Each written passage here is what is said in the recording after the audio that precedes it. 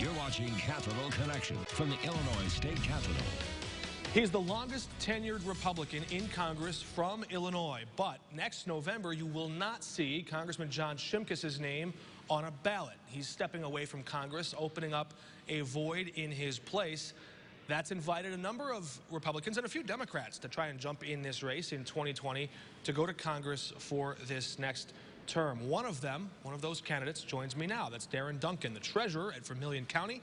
Good to have you with us. Thank you.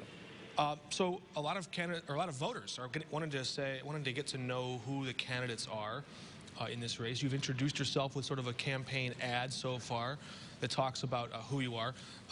Give us, I guess, a little bit of that.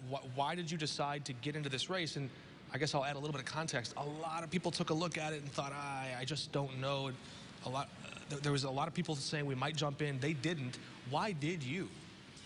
I think there's probably the fog of what's going on within the redistricting that may most likely occur after the 2020 census, so 2022 would be one reason why a lot of people were stepping back. And it scared people off? Yeah, I think it could. Yeah, absolutely. You know, there's some people that are in positions now where they're doing things and they want to be able to continue that work if they had run for this seat, and who knows what redistricting is going to do. They potentially would not be able to continue to serve, and they wanted to, maintain their service where they're at least. In your launch video, you did mention, you said here on the program today that you had an illness. You said it was colon cancer. Sure. A cancer survivor now. Mm-hmm. How does that inform your view of the American healthcare debate? And would you ever support any measure that might weaken protections for people who are insured to protect pre-existing conditions? Pre-existing conditions I would not want to take away. I mean, I would want people with pre-existing conditions to be taken care of. My general thought on healthcare is that we live in the greatest country in the world. We have a lot of resources in this country, and that no one, for lack of money, should be denied good, adequate health care. Bernie Sanders has said all those same things. Yeah. Well, how to pay for it, and I won't. Is that where you disagree with Senator Sanders? Yes. He wants the government to control everything. He wants universal health care, or Medicare for all, as it's called. What's your vision of So I believe Richard Nixon was actually the first president to ever suggest along these lines that people should get good health care, and so a Republican president from a long time ago initiated that idea. So I don't think it belongs to any one party. I think all Americans can agree that we don't want our neighbor to not get adequate health care. I'm not sure how we got to this point where it's businesses, that are responsible for paying for it. Are you comfortable with that? The businesses? The current structure? No. In my own case, so I was a farmer before I was county treasurer. We had to have our own private health insurance, and it was, I think, reasonable back in the day, but after the Affordable Health Care Act was initiated, those premiums doubled, tripled, quadrupled. I mean, it became quite a burden on our family.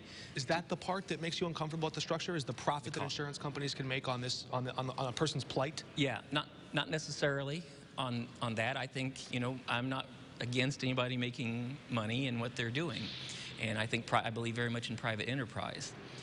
So how would you change this? Well, we haven't got into those details yet. I've been focused on being a farmer and county treasurer, so I would want to reach out and to get some leaders in all aspects of healthcare and talk to them about what their ideas are. I think that's how we start this conversation, for me, and I know they've been having it for a while. I don't think it's working for most Americans. So I think we need to continue talking about it. Interesting. In your video, you also said that a conservative agenda like the one President Trump has been advancing is one I would fully support. Fully? And does that apply to foreign and domestic policy? Well, I am far from an expert on foreign policy. Again, an American Illinois farmer is not a foreign policy expert, so I'm not even going to pretend to be somebody that I'm not. But on issues that I think most of us Americans or Illinoisans can have some strong opinions and thoughts on. Immigration would be one of them. That's a big topic that's been, discussed. I would say legal immigration. I'm all for it. all of us, for the most part, have come from somewhere else, whether it's first generation or many generations ago. My ancestors came a couple centuries ago. So we've all immigrated. We want to, and we welcome that. I, as a Republican, would tell you that I am 100% in favor of people from other lands coming here. We just need a safe and secure process for that to happen. So that there is a bit of a conflict there then between your view and the Trump administration in reality, because under the Trump administration, the pathways to legal immigration have been constricted. Do you think that that's a good policy to make it harder for people to immigrate here legally? I'm not sure I agree with that. I think the president's in favor of, and I shouldn't speak for the president. I'm not his spokesperson. Those are the policies. But my view is that the president's been in favor of immigration. He just wants to see it done in a safe and secure manner. But his administration is constricting the legal ways in which people can immigrate to this country. It's getting harder and harder to get in. That's the effect that's happening. I don't know that. Should that continue? If that is happening, it shouldn't. But I don't think that that is the view. I don't agree with that. Okay, those are the facts. Okay. But the Department of Homeland Security, the Immigration, Customs, and Enforcement have made a very, very loud proclamation, even going into the 2018 election, that they were going to make it harder to legally get into this country through a lot of different means, including separating families at the border and pausing and saying, whoa, whoa, pump the brakes. You're saying that didn't happen? I don't believe that that's the intent of the president or immigration services. So you're giving him benefit of the doubt. If they're It's not getting his intent, but it's the effect. If they're getting into wanting to make sure that we screen thoroughly people, then yes, yeah, if that's their intent. But you're on a different level on this than I am, and it's your daily job, and I understand that you are reading all those releases and asking the questions. We will get there, but I'm here to tell you that I support legal immigration, but I want to make sure that it's, and if people want to come to this country and they will go through the legal process, and it should be rigorous. Being a United States citizen, and hopefully that's what their intent is, means something, and it should continue to mean something. So let's make sure people are serious about their intentions here. And thank you for sharing some of those thoughts and ideas with us at this early stage. We look forward to checking back in with you and your campaign as these ideas evolve and as the campaign itself gets closer and closer to that election day.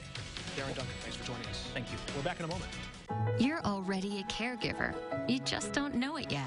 At Home Instead, we believe in offering competitive pay.